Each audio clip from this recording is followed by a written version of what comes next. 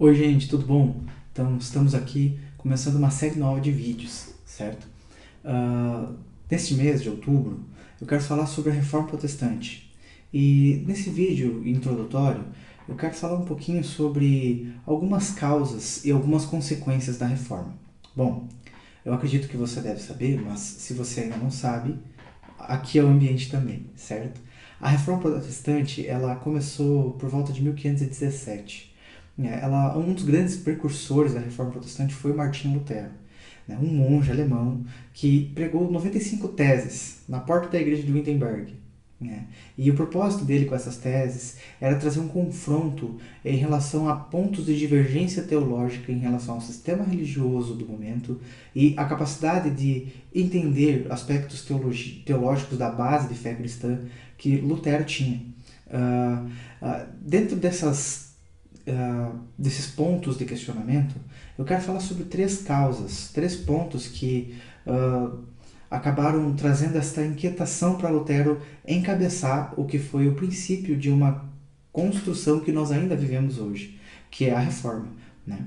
Então, o primeiro ponto de importância foi a venda de indulgências. Né? Infelizmente, houve um tempo da história da fé, da religião, onde se vendia perdão de pecados. Mas graças a Deus que a Reforma Protestante lutou para tornar à luz algo que já está escrito desde sempre nas Escrituras, que Cristo é o Cordeiro de Deus que tira o pecado do mundo. Então, Cristo foi o único capaz de pagar as nossas dívidas com Deus, o único capaz de nos salvar, o único capaz de nos oferecer redenção, o único capaz de nos permitir ser perdoados por Deus. Nem todo o dinheiro, nem toda a fonte de riqueza material do mundo seria capaz de pagar a salvação de uma única pessoa. E esse foi um dos pontos fortemente questionados durante o princípio ou a base de sustentação da reforma. Né? Também se percebe a corrupção e o abuso de poder como um grande problema da época. Né? Isso gerou nas pessoas uma certa insatisfação generalizada com a forma como o poder eclesiástico da época lidava com o controle e o domínio do povo. E o terceiro ponto de causas, né, nós estamos falando aqui, seria o acesso às escrituras. Era muito importante que as pessoas pudessem ter acesso aos originais de uma forma legível, né, e isso não era uma coisa comum. Hoje você vai nos lugares, você vê as Bíblias abertas no Salmo 91, nos estabelecimentos ou nas casas. Você percebe Bíblias em aplicativos de celular, diversas versões de aplicativos com diversas versões traduzidas no mesmo idioma, mas isso não era comum.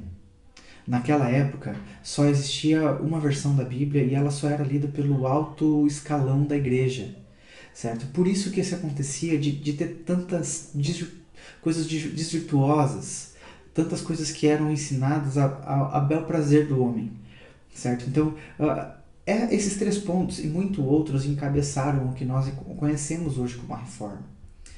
Algumas das consequências que nós podemos ver, e quando eu falo consequências, sim, eu estou falando de consequências positivas. Tá? O primeiro deles é o movimento protestante em si e a liberdade da fé. É fato que após a reforma protestante surgiram-se também muitas igrejas ruins.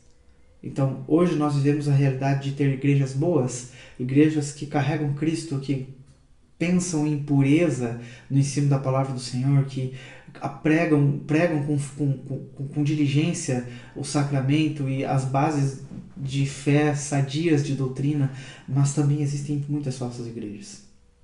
E o grande ponto aqui é a liberdade. Eu prefiro a liberdade e a gente tem que construir uma sociedade que pensa, que lê, que se educa, que busca Deus e conhecê-lo, do que uma sociedade que é cativa de uma pessoa que fala em cima de um púlpito e fala que é um pastor de igreja. Né? O segundo benefício é a tradução da Bíblia. Hoje nós temos mais de 3.400 versões idiomáticas diferentes, ou parcial ou totalmente traduzidas, tirando as diversas versões que existem do mesmo idioma. Isso é uma riqueza para a fé. Isso é uma riqueza para o mundo, porque hoje o mundo está a um download de um aplicativo da sua versão das Escrituras. O terceiro ponto é a educação.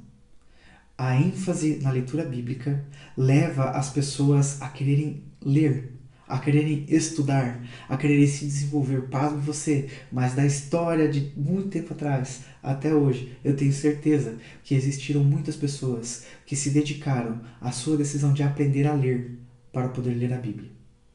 Então, com esses três causas e três consequências, a verdade que nós temos é que nós lutamos contra lutas que muitas vezes são parecidas.